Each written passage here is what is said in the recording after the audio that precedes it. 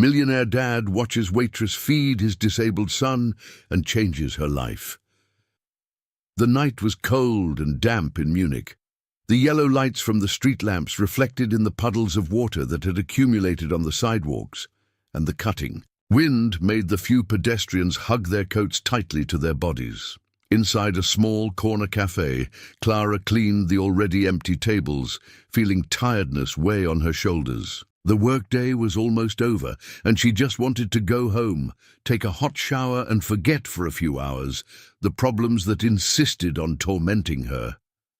Life had not been easy for Clara. Working as a waitress wasn't a dream, but it was what paid the bills. She had no luxuries, she could barely save, but she prided herself on being independent. Every day was a battle, and at that moment, his only wish was to end yet another one. It was then that a movement outside caught his attention. Through the window pane, fogged by the difference in temperature, she saw a small silhouette huddled under an awning. Rain dripped down the old fabric, splashing onto the floor. Clara frowned. Who would be alone on the street in such cold weather? Curious and restless, she left the cloth on the table and left, ignoring the cold drops that soon dampened her thin blouse. As he approached, his heart sank when he saw a boy sitting on the floor, hugging his own legs. He was trembling. His dark hair stuck to his wet forehead, and his eyes, large and frightened, were fixed on nothing. "Hey, honey, what are you doing out here?" Clara asked, crouching down to his level. The boy blinked but didn't respond. She then realized something was wrong. His movements were hesitant, his gaze lost, and a small wheelchair was leaning against the wall to the side. "Are you alone?" she insisted, her voice now softer. He nodded slightly, his lips purple from the cold. Clara felt a lump form in her throat. There was no way I could leave him there. Without thinking twice, he held her cold hand and smiled. "Come with me.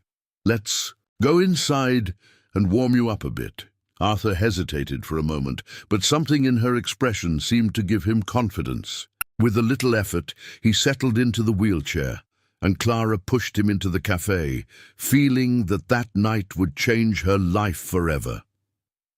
Inside the cafe, the comforting warmth made Arthur shiver slightly, as if his body was trying to get used to the sudden change in temperature. Clara gently pushed him to one of the tables near the counter and grabbed a dry cloth. "Take off that wet coat, dear. I'll get you something to warm you up," she said, her voice thick with kindness. Arthur said nothing, just obeyed slowly, his trembling fingers undoing the buttons on his soaked jacket. Clara felt a pang in her chest when she noticed how thin her clothes were for the biting cold. She hurried to the coffee machine and made herself a hot chocolate, taking care to make the creamy foam. He picked up a saucer, placed some cookies next to the steaming cup, and returned to the table, placing everything in front of the boy. "Here, it'll do you good," he said, sitting down beside him. Arthur stared at the cup for a few seconds, then took it in both hands, carefully bringing it to his lips. He blew lightly before taking the first sip, and a small sigh of relief escaped. Clara smiled. "Is it better?" The boy nodded shyly, his gaze no longer as lost as before. It was progress. What Clara didn't know was that outside, on the other side of the street, a tall man in a dark overcoat and an imposing posture was watching everything carefully. Enrique Falk, one of the most influential businessmen in Munich, was standing next to his luxurious car, protected from the rain by the driver who held an umbrella over his head. His eyes were fixed on the waitress and the boy. The scene in front of him intrigued him. He had looked everywhere for Arthur. The boy had gotten away from his bodyguards in a moment of carelessness, and Enrique panicked when he realized he was missing. But there was his son, being welcomed by a stranger, a simple waitress who, instead of ignoring him as many would do, treated him with genuine care. Enrique narrowed his eyes, studying every detail. There was no falseness in that woman's gestures. There seemed to be no interest or ulterior motives, only kindness, and that was rare in the world he knew. Enrique remained still, observing every detail. The way Clara spoke to Arthur, her patience as she waited for him to finish his hot chocolate, the care she took as she took a napkin and wiped away some of the foam that had remained at the corner of the boy's mouth.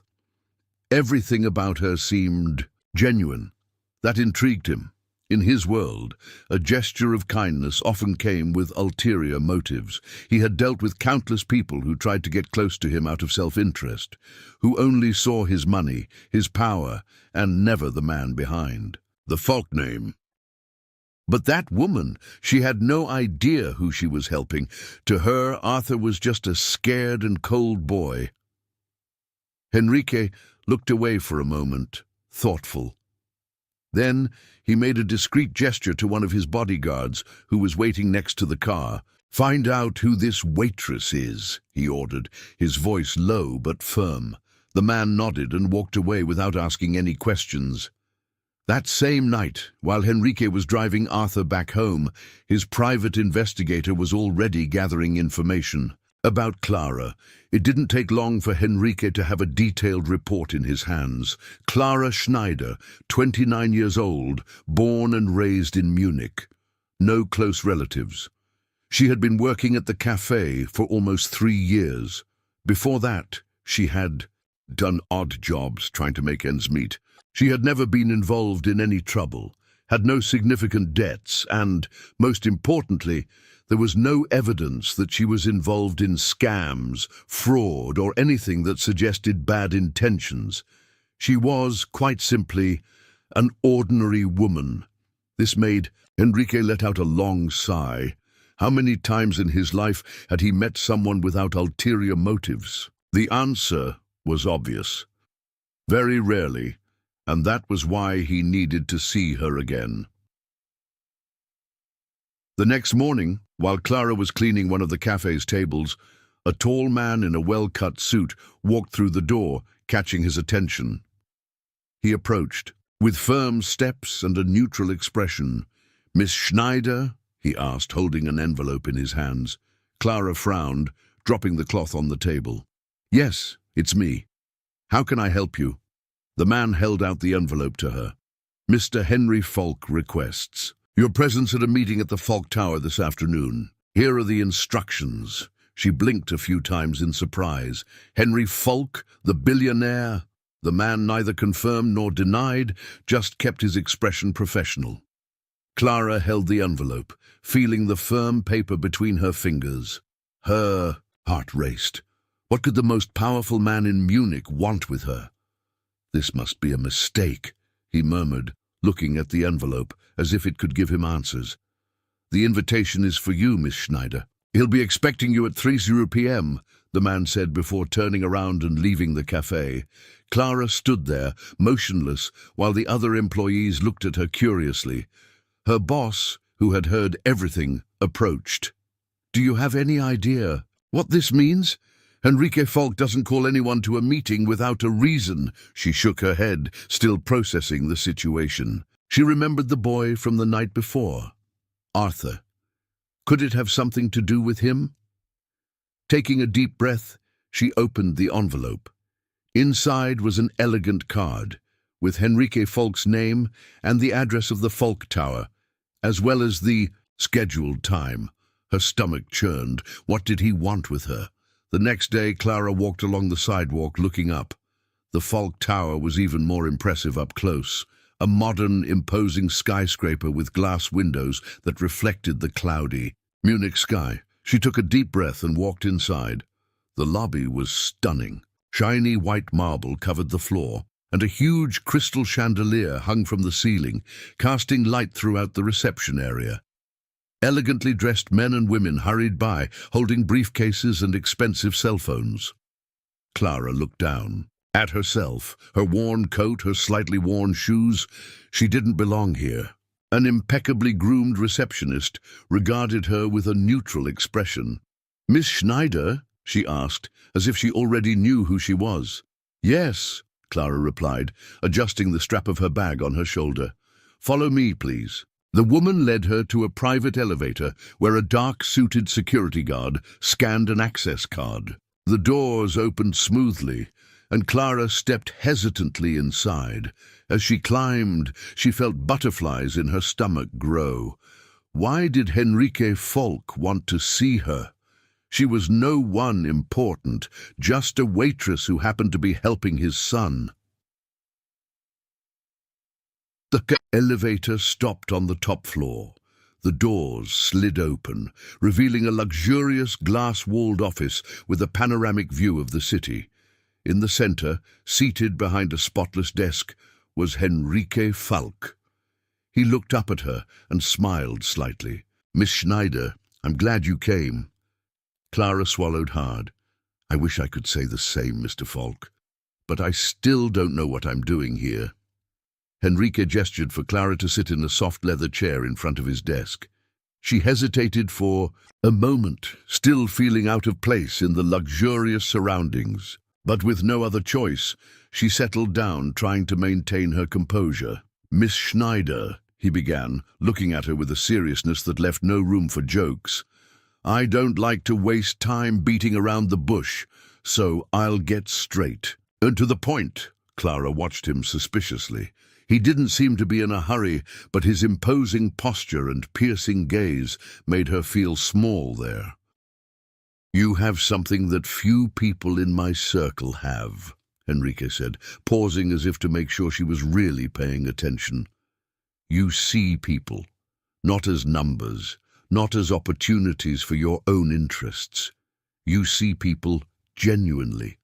And in a world like mine, that's rare. Very rare." Clara swallowed hard, still not understanding what he was getting at. She remembered the moment she had helped Arthur, when she had only done what seemed right. She didn't think it was something worthy of such a big deal. Henry leaned forward slightly, his eyes fixed on hers, as if trying to convey a deeper meaning. "You impressed me yesterday when you took that boy in out of the rain. You didn't hesitate. No doubts, no consideration for your own life or safety. You just did what was right." Clara looked at him, unsure of what to say. She was still confused, but she was beginning to realize that he was actually serious.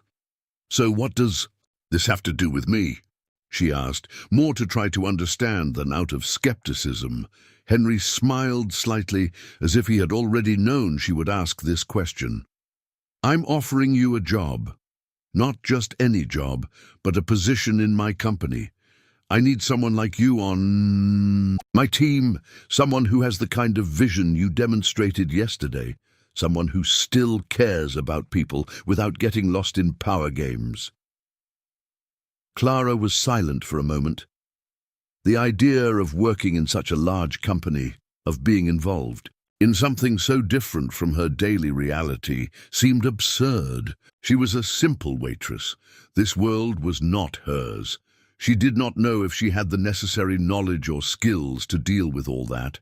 And besides, there was something about the invitation that seemed strange, so sudden. "I don't know," she began hesitantly. "I'm just a waitress. I don't know anything about the business world." Henrique interrupted her with a gentle gesture. "I'm not interested in your resume or your professional skills. I want your essence, Clara.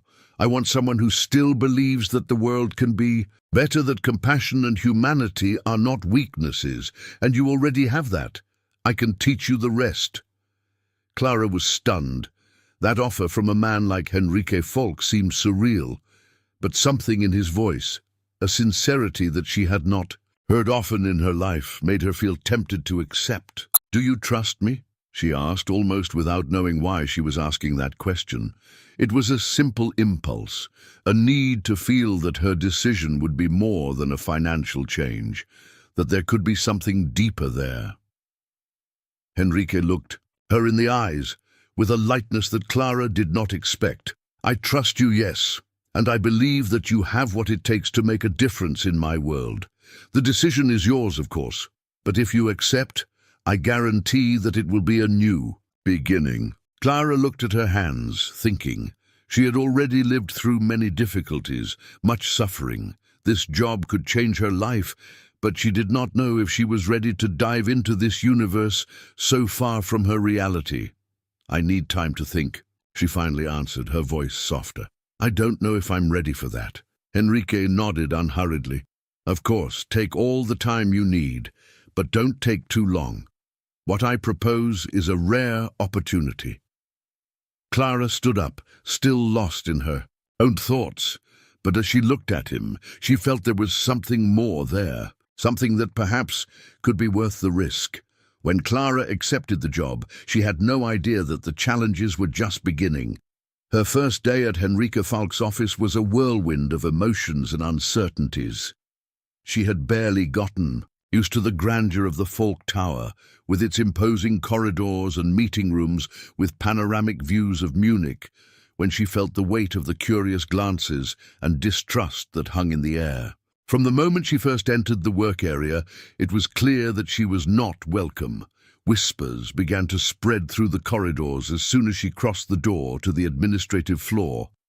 Most of the employees, well-dressed and with an air of belonging to that world, watched her with hidden glances.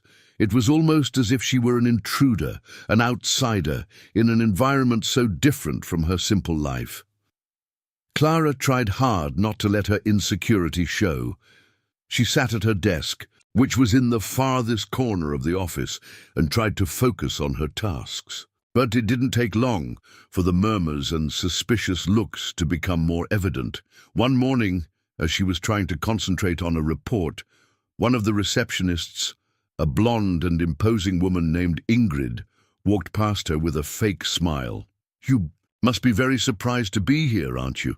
Ingrid asked, as if it were an innocent comment. But the tone of her voice betrayed the veiled criticism. It's not easy to adapt to a place like this, especially when you don't have the right connections.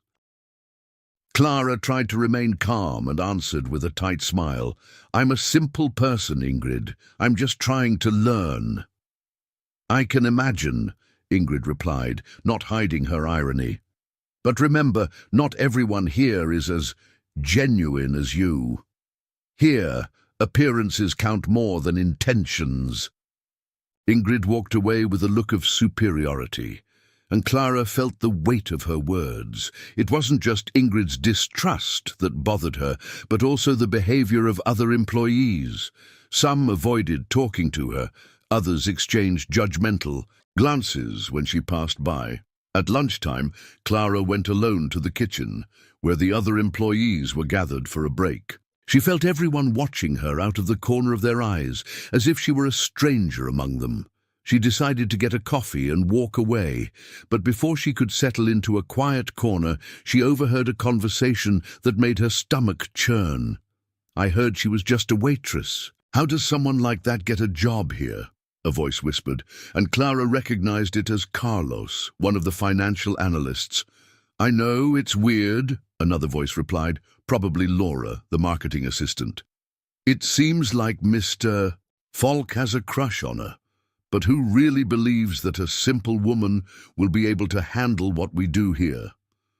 Clara lowered her head, holding her coffee, trying to ignore the pain the words caused. She knew that her simple and modest background did not prepare her for the pressure of such a competitive environment, but at the same time she felt that Enrique truly believed in her, and that motivated her to continue.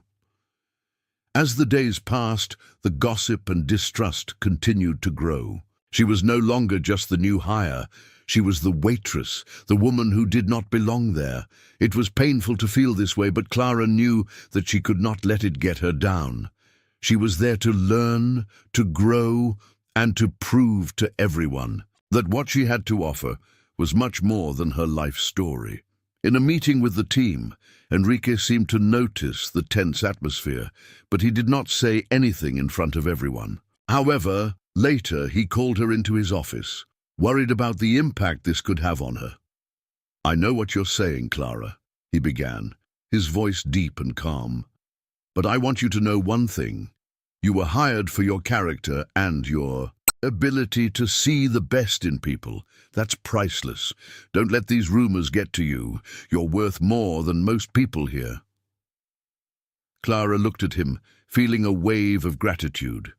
He believed in her, and that was all she needed to keep going. With every step she took, she knew she was closer to showing the world and herself that she could be so much more than the expectations of everyone around her. Despite the gossip, she didn't give up. In every task, in every interaction, Clara gave her all, and little by little she began to notice that the criticism became less frequent. She was still the target of distrust, but something was changing. People began to notice her determination, and that spoke louder than any gossip. Despite the difficulties Clara faced at the office, something unexpected began to happen. With each passing day, a special connection was forming between her and Henrika Falk, a connection that, contrary to the gossip and suspicions of others, was based on something more genuine: sincerity. In the beginning, she was so focused on proving her worth in the workplace that she barely realized how much her interactions with Henrike were becoming a foundation of support and understanding. Henrike, in turn, was impressed by how Clara managed to remain calm amidst the tense and competitive environment, something that was rare in his company. One afternoon, when the two met to discuss the results of a project, Henrike made a comment that made her laugh for the first time in weeks. "You know, Clara, I never thought that a person could be able to remain calm with this amount of negative energy around. If either of us were a little more sensitive, we would have freaked out by now." Clara looked at him, surprised by his comment. "I just try not to take it personally. What matters to me is the work and the people I care about. The rest is just noise." "You're right," Henrike replied with an understanding smile. "It's easy to get lost in the game of appearances and competitiveness, but sometimes what really matters is what happens between people when they truly connect." That simple but profound conversation opened the door to something more. From that moment on, whenever they met, Henrike and Clara began to support each other in subtle but meaningful ways. They began to laugh together about everyday situations in the office, and their conversations became lighter and more relaxed. In one of these moments, Henrike, always more serious and reserved, surprised Clara with an unexpected comment. "You know, Clara, I'm not an easy person to please. Most of the people who work for me are interested in power or status, but you—" He paused, looking at her differently. "You remind me of the simple things, the things that really matter, and as strange as it may seem, I think I'm learning to value that more." Clara was speechless, touched by his sincerity.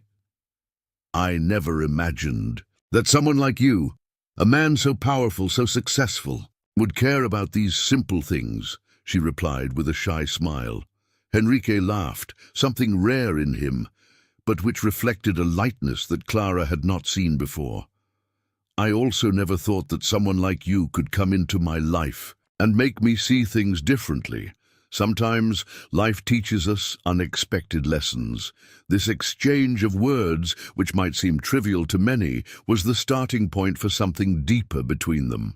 Henrike began to realize that Clara was not just a simple woman, but someone with a genuine outlook on life. He began to trust her in a way he had never trusted anyone before. For Clara, it was a revelation. She began to realize that, despite the adversities, she could be herself by his side. He did not see her as a mere employee or someone inferior. He saw her as a real person with her own experiences and values. They began to share more moments together. It was common to see the two laughing about everyday situations, exchanging jokes about the behavior of other employees, or even discussing something outside of the work context, such as their favorite movies or books. These moments, although simple, created a solid foundation for a true friendship, something neither of them expected to find in that environment. The most interesting thing about this connection was the fact that, while others continued to view her with suspicion and judge her presence in that world, Henry seemed increasingly fascinated by Clara's authenticity. He knew that she was different from everyone else around her, and that made her even more special in his eyes. One afternoon, while they were discussing plans for a new project, Henry looked at her with a curious smile and asked, "If you could do anything right now, Clara, what would it be?" Clara thought for a moment and, with a smile on her face, answered, "I would make people care more about each other. I think the world would be a better place if people were more honest and less obsessed with what they have or what they can earn." Henry was silent for a moment, reflecting on her words. He knew that there was something about her that touched him in a way that no one else had been able to, and without saying anything, he simply nodded, as if at that moment he had understood a deeper truth about life and human relationships. Over time, the trust and friendship between them grew even stronger. Clara no longer felt so out of place in that environment. Enrique supported her whenever he could, whether with words of encouragement or by offering a different perspective on the challenges of work. But more than that, they began to discover that amidst all the disagreements and obstacles, there was a basis of sincerity and humor that united them. And that was something rare to find, especially in the competitive and ruthless world in which they both lived. The atmosphere in the office was tense, more tense than ever. Employees whispered among themselves, glances were suspicious, and conversations became quieter. It all started when confidential information, which should have remained within the company's most restricted circle, was leaked to the media. The impact was immediate. The news spread like wildfire, and competitors soon began to take advantage of the situation. Enrique was furious. He retreated to his office, isolating himself for hours while he tried to understand what had happened. The fact that such confidential information had been revealed from within the company made it clear that someone on the inside was behind the leak. The investigation was just beginning, but what seemed obvious to everyone was that someone on his own team had failed badly. Then, in the midst of the confusion, the worst happened. The initial investigation pointed to Clara. The evidence, although not conclusive, was there, hard to ignore. Correspondence with an outside source had been traced back to her, and confidential documents had been accessed on her computer. Although she tried to explain that she had done nothing wrong, the pressure was mounting, and words seemed to be insufficient. Henry, normally calm and rational, was visibly shaken. He remembered the conversations, the moments they had shared, the laughter. But now, all the suspicions began to arise. He watched her with a mixture of suspicion and disbelief. He could not understand how this had happened. How could Clara, the woman he had learned to respect, to trust, be involved in something so treacherous? "Clara, are you sure you're not hiding anything from me?" Henry's voice was tight, colder than she had ever heard him. "This evidence, it doesn't lie. What do you have to say about it?" Clara's heart clenched, and the words failed to come out. She felt as if she were being judged for something she didn't do, and the pain was almost unbearable. "Enrique, you know me. You know I would never do something like that. I'm just a waitress, a simple person. I have nothing to gain from this," she said, her voice cracking a little, but trying to convey her sincerity. Enrique looked at her, and for a moment she saw the doubt in his eyes, a doubt that cut like a blade. "I know who you are, Clara, but the evidence is saying otherwise. I can't ignore it. I can't trust something I can't see clearly."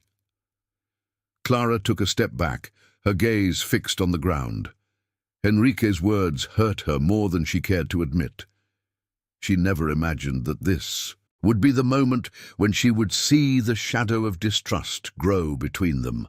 The pain was overwhelming, not only because she was accused of something she hadn't done, but because the person she trusted most was doubting her. "I never expected this from you, Enrique," she murmured, her voice weak. "I thought we had something real here, that you saw me for who I am, without the layers of power and money that surround us. I just wanted to do the right thing." Enrique closed his eyes for a moment, his face tense, before looking directly at her. "I thought we could trust each other too. But the evidence is too clear, Clara. I don't know what to think right now." The feeling of betrayal was suffocating for Clara. Every word that came out of Enrique's mouth felt like a blow, and she felt like the earth was opening up beneath her feet. She walked away from him, feeling crushed by the pressure of a situation she had not caused. But deep down, she knew she could not let this go without a fight. That night in her small apartment, Clara sat alone, her eyes filled with tears, but with a growing determination in her heart. She could not simply give up. She would not let her honor be tarnished by something she had not done. From that moment on, she knew she had to find the truth, no matter what the cost. She could not let Henry or anyone else see her as guilty when in reality she was innocent. She had to find out who was behind this leak, and more importantly, prove that the trust he had lost in her could still be restored. The pain and disappointment were great, but the drive to clear her name and regain her dignity was even greater. She knew that in order to move forward, she would have to confront the truth and somehow regain Henry's trust. And that she would do. Clara could not sleep. Every time she closed her eyes, she remembered Enrique's words, the pain of being accused, of something she hadn't done. But amidst that whirlwind of feelings, a single certainty began to grow within her. She would not give up, not without a fight. The next morning was silent, with the weight of the night still hanging over her shoulders. But, instead of hiding, she decided to act. Every detail of her work at the company, every conversation she had had with other employees, every move that could have been made by someone, everything began to run through her head. She needed to do something, and the only way to clear her name was to find out the truth. Clara remembered something peculiar. During the weeks she had worked at Torre Falk, a consultant named Antonio. Marquez always seemed to be around. He was in several meetings with Enrique, often involved in discussions about sensitive issues at the company. She had never thought much about him after all. Antonio was always in the background, in the middle of everyone else. But now something seemed wrong. He had access to valuable and confidential information, perhaps more than anyone else. And in retrospect, he had never seemed entirely comfortable with her. It was time to investigate. She started with the small clue she had, a quick conversation between Antonio and another colleague, a conversation Clara had overheard a few days earlier. Antonio spoke with an almost overly confident tone, as if he were certain his secrets were safe. Something about the way he spoke made Clara shiver. What did he know that she didn't? She began to comb through the company's system, reviewing old records, trying to find any information that would link him to the leak. It wasn't easy. The system was complex and full of layers of security, but over time, and with her determination, Clara managed to penetrate some of the files. And it was there, in a thread of emails exchanged between Antonio and an outside source, that she found the evidence she was looking for. In one of the emails, Antonio had passed on confidential company details to a competitor in exchange for a promise of compensation. There was no doubt he was responsible. Clara's face lit up at the discovery, but at the same time, a bitter feeling took hold of her.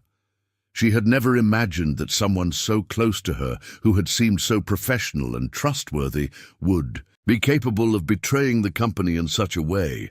Now she had the evidence she needed to clear her name. But there was still one important step left, convincing Enrique. With a heavy heart, she knew what she had to do. She couldn't let this go. She had to go to him and confront him with the truth. Clara felt a mix of nervousness and anger as she prepared herself for the confrontation. She didn't want to live with this doubt anymore, with this distrust between them. She had to be brave. So that very day, she picked up her cell phone, called Enrique, and said firmly, "Enrique, I need to talk to you. I have something important to show you." In his office, she walked in with a file in her hands and looked at him directly. "I know who was responsible for the leak. It wasn't me. It was Antonio Marquez, the consultant. I found the emails. I found everything." Enrique looked at her with eyes heavy with guilt, still with that look of doubt that had hurt her so much. But when he saw the file in her hands, he finally stood up and looked at her with a new intensity. "Are you sure about this?" he asked, his voice tense. Clara nodded. "Yes, Enrique. I'm sure he was behind it all." Enrique took the file, and for a few long seconds he read the emails, examining each word. He looked lost, confused. But as the words began to make sense, a sense of shock took over his face. He looked at Clara, his eyes softening. I didn't know." Clara felt the weight of the moment. She knew she couldn't change what had happened, but she had finally managed to show Enrique that she wasn't to blame. Tears almost fell from her eyes, but she stood her ground. It wasn't about proving herself to him anymore. It was about regaining her dignity. "I never doubted you, Clara," Enrique said, his voice soft. "I was naive to believe the evidence, and now I see how wrong I was." She took a deep breath, finally relieved, but also with a sense that something important had changed between them. Clara smiled slightly. "I just wanted you to know the truth, and to trust me." Enrique, with tears in his eyes, stepped forward and looked at her with more sincerity than he had ever done before.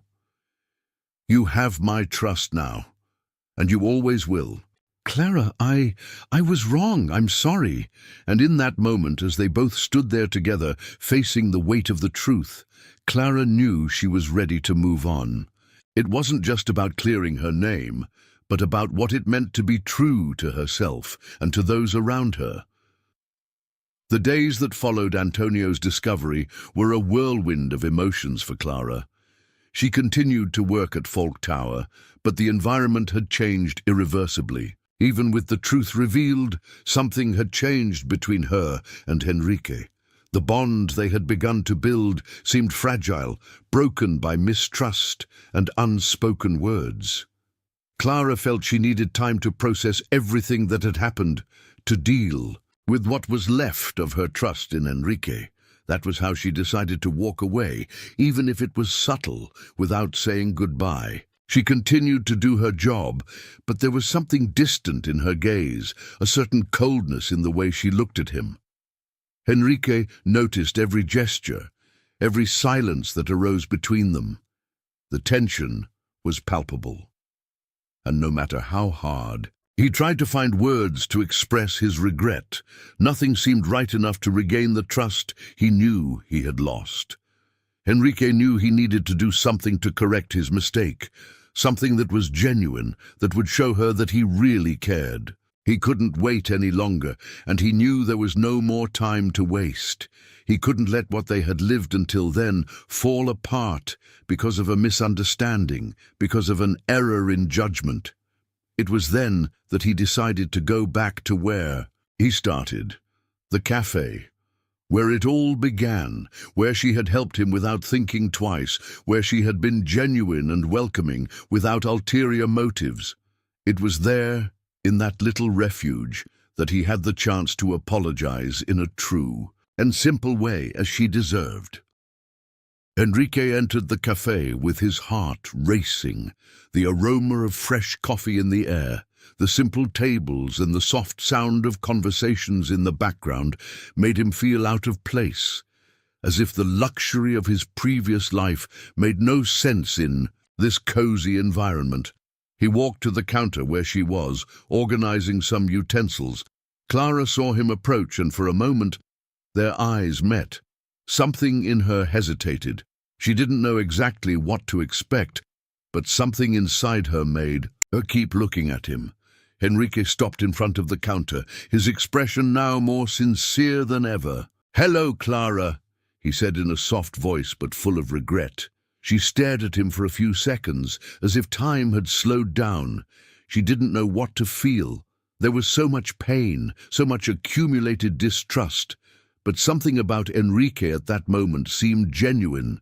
He was there, in the same place where he had met her for the first time, without adornments, without grand gestures of grandeur. Just him, with the vulnerability of someone who knew he was wrong. "Enrique," she began, her voice trembling. I don't know what you expect, but you hurt me, you know. I just wanted to be seen as someone genuine, without anyone doubting me." Enrique lowered his head, feeling the weight of her words. "I know I hurt you, and I can't change what I did, but I want you to know that my intention was never to hurt you. I was blind, Clara, blinded by my pride, by my distorted view of things. I see now how much you showed me the true meaning of trust, and that I will never forget." Clara looked at him, still with a suspicious look, but something began to open. Inside her, he was there, exposing himself, vulnerable, with no more defenses. This touched her in a way that she could not ignore. Maybe it was time to rebuild, even if slowly, what they had lost. "I don't know if we can go back," she said, her voice calmer, "but I think it's worth trying for both of us." Enrique smiled, although with a certain sadness in his eyes, and said, "I don't want you to go back, Clara. I just want to have the chance to show that I can be different, that I can be worthy of your trust." They were silent for a few moments, just looking at each other, as if a new understanding was being formed there, in that simple cafe where time seemed to drag on more slowly. It was the beginning of a new chapter, and they both knew it. "I'll give you a chance," Clara said finally, breaking the silence. "But I can't promise it will be easy. Trust is something that is regained over time."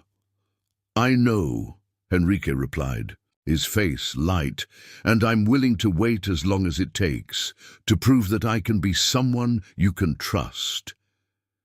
There, in that cafe, surrounded by simple cups and the welcoming aroma of coffee, Enrique and Clara began to rebuild their trust, step by step.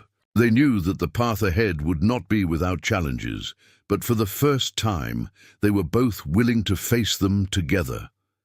From that moment on, a new journey began for them, a journey of growth, learning, and above all, a new beginning. They were ready to rewrite their story, now with sincerity and trust as the foundations of everything they would build together.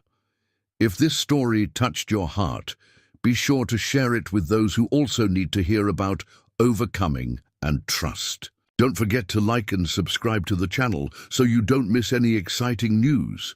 Activate the bell to stay up to date with all the updates. Together, let's spread this message of hope.